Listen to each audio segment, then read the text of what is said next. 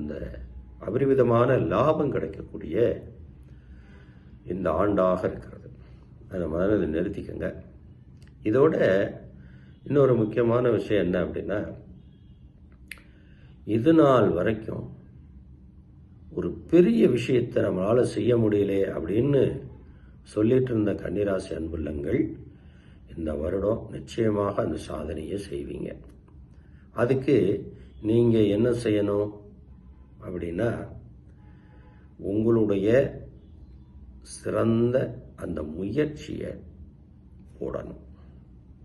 ஏன்னா உங்களுடைய திறமைகள் வெளிப்படுத்துகின்ற ஆண்டாக இருக்கிறது காரணத்தினால கூலி வேலைக்கு போகிறவங்க அல்லது வியாபார தொழிலில் செய்கிறவங்க, பிறர் இடத்துல நாம் ஒரு பொசிஷனில், அது ஒரு உயர் பதவியில் இருக்கக்கூடிய நபர்கள் எல்லோருக்குமே ஒரு சிறந்த லாபமாக இருக்கும் இந்த வருடம். ஏன்னா புதன் ஆதிக்கத்தில் பிறந்த நீங்கள் புத்திசாலிங்க, நல்ல அறிவாளிங்க, தொலைநோக்கு பார்வை, அறிவு கூர்மை, பல தரப்பட்ட விஷயங்களை தெரிந்து கொள்வது, உலக நாடுகளின் சின்ன சின்ன பிரச்சனைகள் வரைக்கும் உங்கள் அறிவு கடல் அந்த அளவுக்கு வெளிப்படும். குடும்பத்துக்குள்ள குதூகலம் ஏற்பட போகிறது. நீண்ட நாளா கன்னிராசியில் பிறந்திருக்கக்கூடிய ஆண் பெண் இருபாலருக்கும் திருமண தடை இந்த நேரத்தில் விலகுது. இதை நீங்கள் முதல்ல நிறுத்திக்கங்க. பொதுவாக ஒரு வருடம் பிறந்தா நமக்கு நம்மளுடைய சுய திறமை வெளிப்பட்டாலே போதும். இந்த கிரகங்களை தாண்டி நாம் பல விதத்திலும் சாதனை பண்ணலாம். அதை மனதில் நிறுத்திக்கங்க.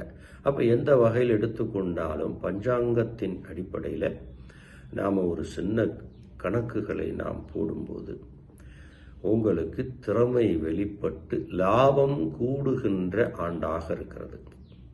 திடீர்னு பணவரவு வருவதற்குண்டான வாய்ப்பு இருக்குது. இதனால் வரைக்கும் நாம் ஒரு பணத்தை பெருசாக பார்க்க முடியலையே அப்படின்னு வருத்தப்பட்டு இருந்த கன்னிராசிக்காரர்களுக்கு இந்த ஆண்டு ஏதோ ஒரு வகையில் உங்களுக்கு பணம் உங்கள் மனதை திருப்திப்படுத்தும். அதில் எந்த விதமான மாற்றம் இல்லை.